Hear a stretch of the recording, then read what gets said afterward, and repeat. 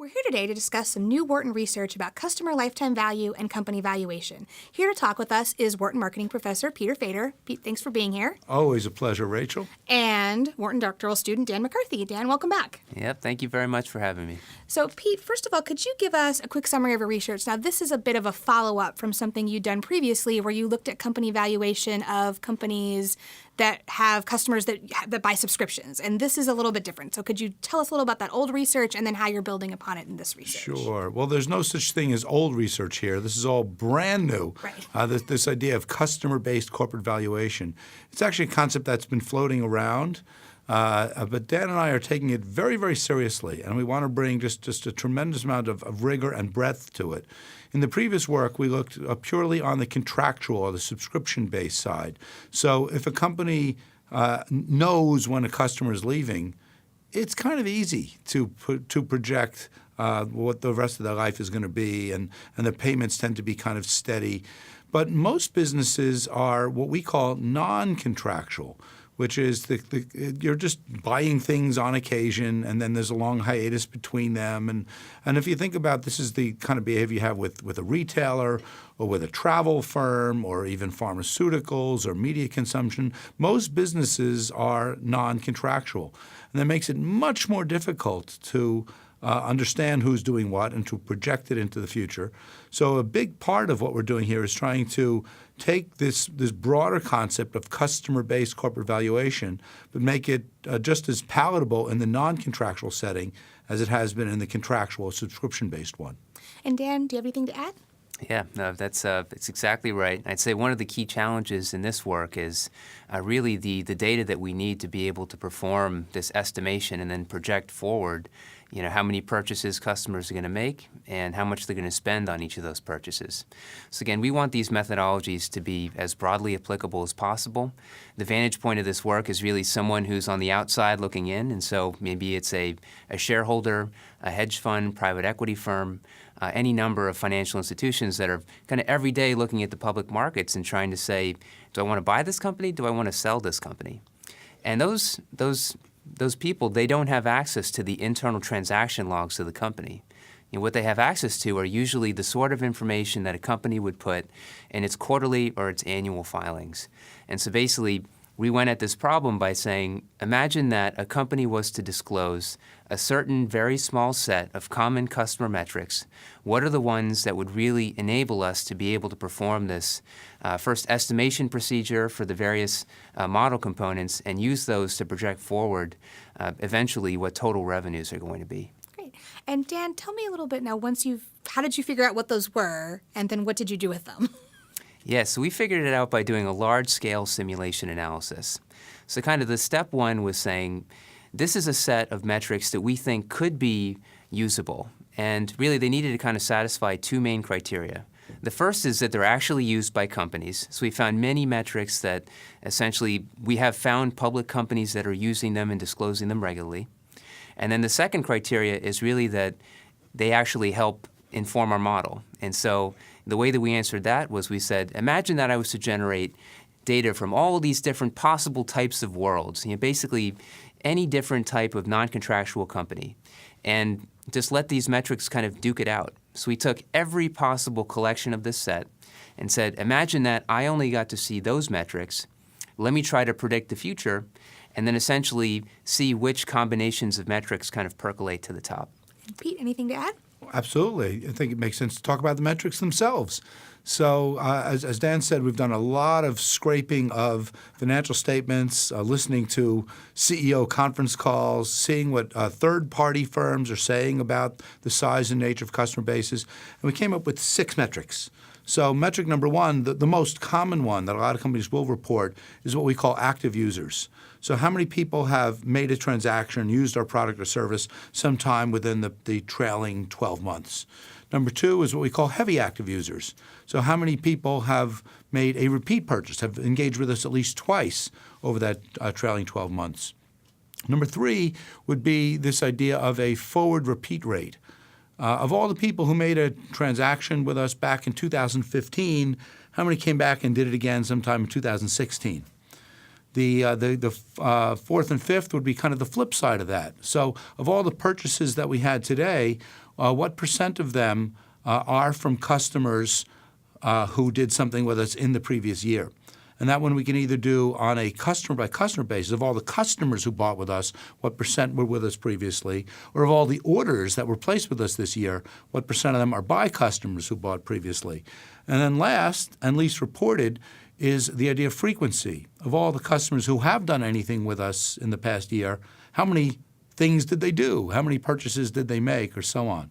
So that's the big six. And as Dan said, we went into it without a really strong sense of which one or ones would win out. But it was really interesting to do this grand bake-off across lots of different worlds, as you said, and to see there actually were some very strong, consistent results. So, Pete, when you did this bake-off, what was the winning metric here? What are some of the conclusions that you were able to make from this? Sure. Of course, it's always easy in hindsight.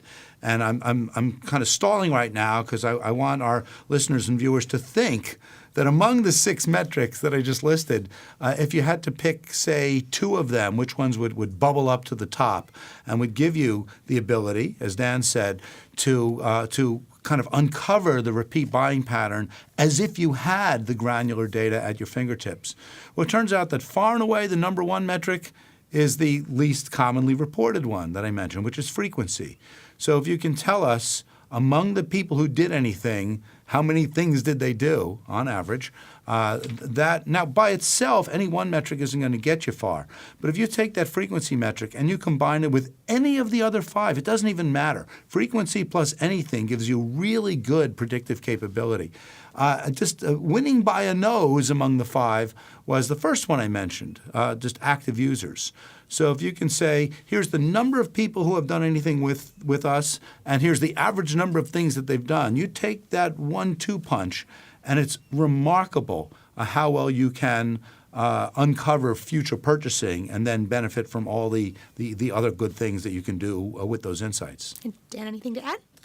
Yeah, I think that really sums it up. I'd say one thing that was a bit surprising was the fact that when we went from 2 metrics to 3, there was virtually no improvement in our ability to predict future purchases. That really, the bulk of the benefit that we got was by moving from kind of the best single metric to the best pair.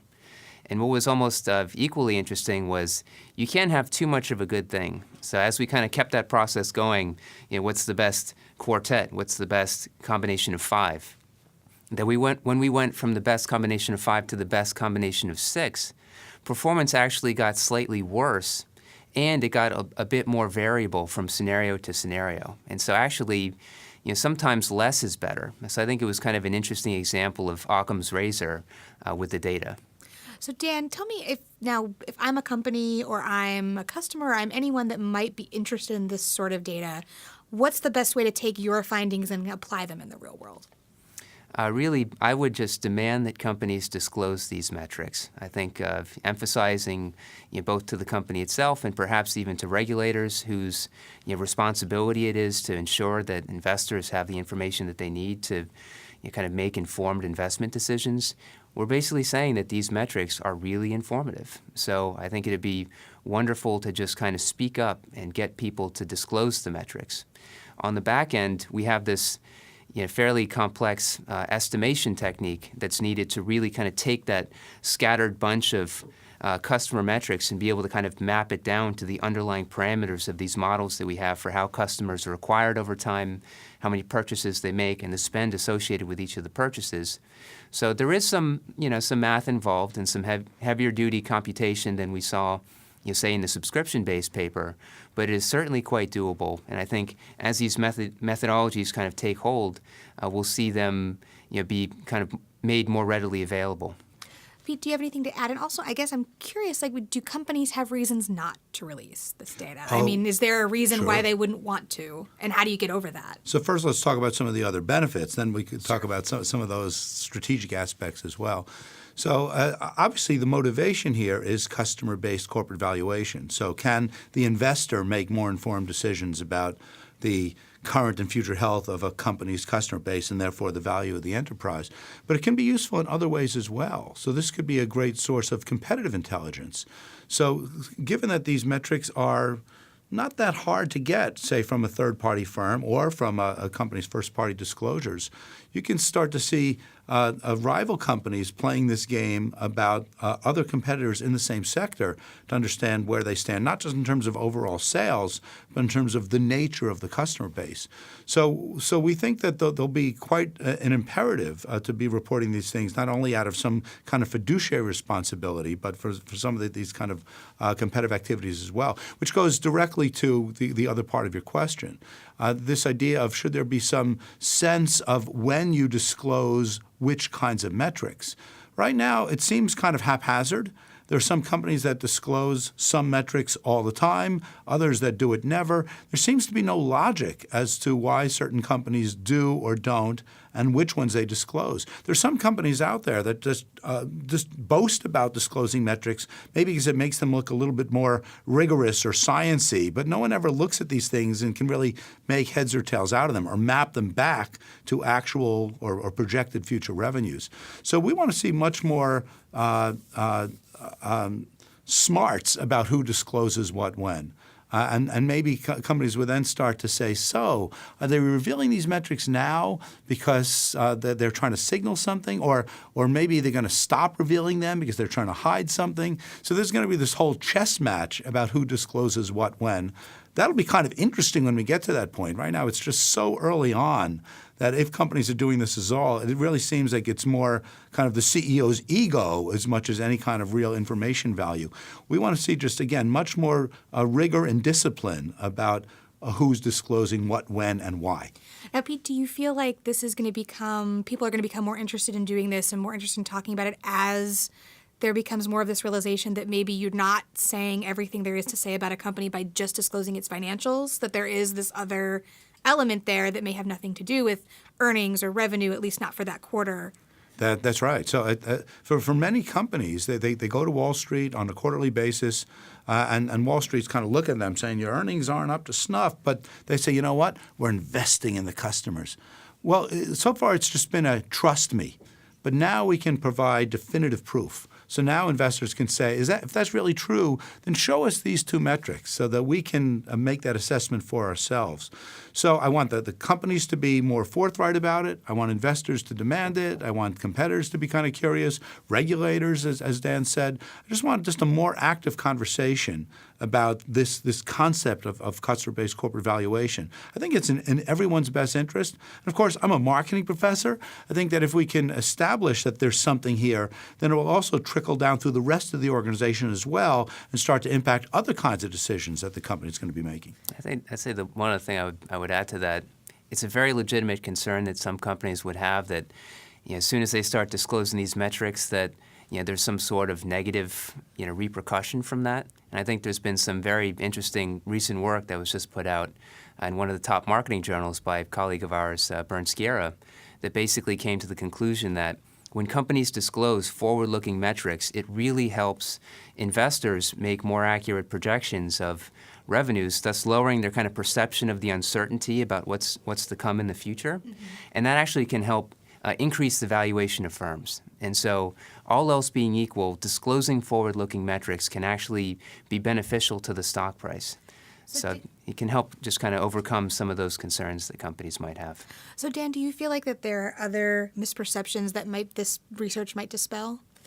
I'd say, for one, just the competitive concerns. We're showing that these metrics can be actually very helpful for projecting what will happen in the future. I'd mentioned the one about kind of too much of a good thing, but I'd say another kind of spin on that would be just the overwhelming kind of influence of quality over quantity. That it's extremely important. It's extremely important to have the right combination of metrics, and oftentimes having a very small set of very good metrics can be much more beneficial than having kind of the wrong set of very numerous metrics. So in that large-scale simulation analysis, we actually found that if you gave us the right set of 2 metrics, it could do much better than another set of 5 metrics. So that kind of surprised me. In terms of misconceptions, I'd say the final one that comes to mind is, up until this point, most people have been using customer metrics is kind of a dashboard that every month or every week the company will have a spreadsheet that's sent out to the organization, and it's got this long list of all these different customer metrics and how each of them has gotten better or worse over time. And usually people are looking at each of these different metrics as kind of, in its own world, that essentially if it went up, it must be good. If it went down, it must be bad, and let's figure out why. Here we're kind of saying we don't just need to look at these metrics kind of on a standalone basis. They're not ends unto themselves. Essentially, we can be able to kind of tie them up and summarize the kind of effect of what happened over the past week or month on the overall valuation of the firm by kind of putting them all together and weaving them into this integrated model. Now, Pete, I guess anything from you, but also, do you feel like companies that don't operate on a subscription model, do you feel like there was the perception out there that maybe they couldn't do something like this, that was just for the subscription-based businesses of the world and it's not for us? Do you think this dispels that?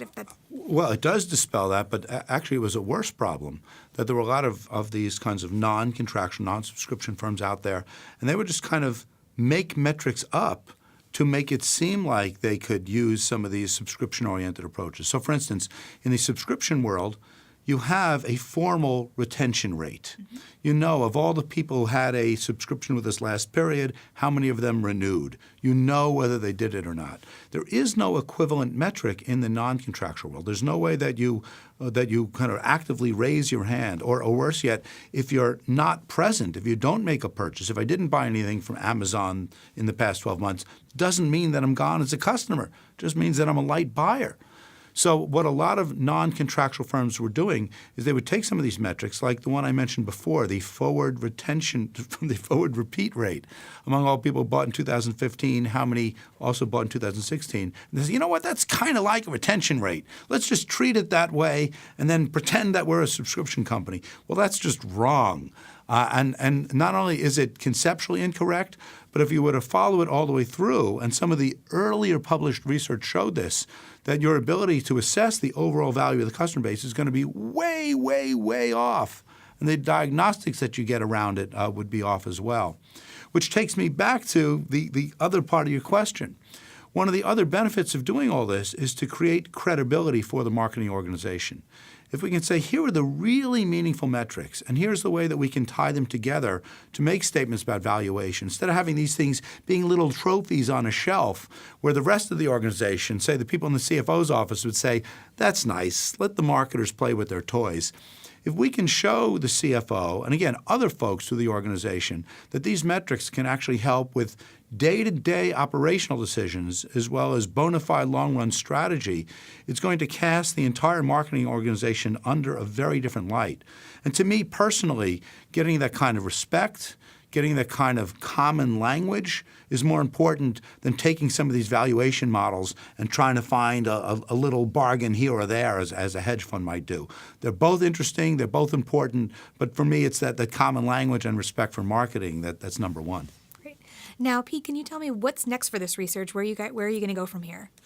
Well, right now we're just establishing the basic methods. Like, here are the metrics you'd want to use. Here's the way you tie them together to get the overall valuation. But it starts to lead to all kinds of other questions, including some that we've already touched on. This idea of, so strategically, what kinds of metrics should I disclose when? But I really should defer to Dan McCarthy because this is his dissertation work, and he's been thinking of a lot of other different directions to take it that will be part of what he does when he graduates from here and becomes a professor down at Emory. So Dan, you tell us what's next.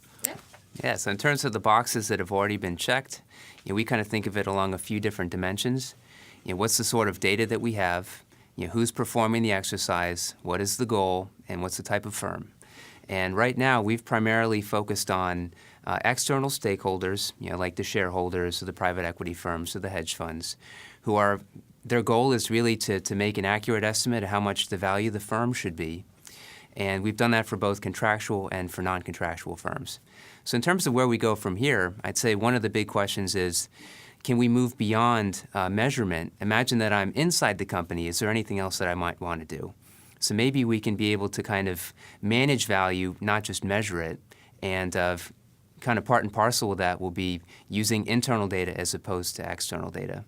And so that'd be one example. Another is, in both the subscription-based valuation paper and the non-subscription valuation paper, we were kind of only looking at one company at a time.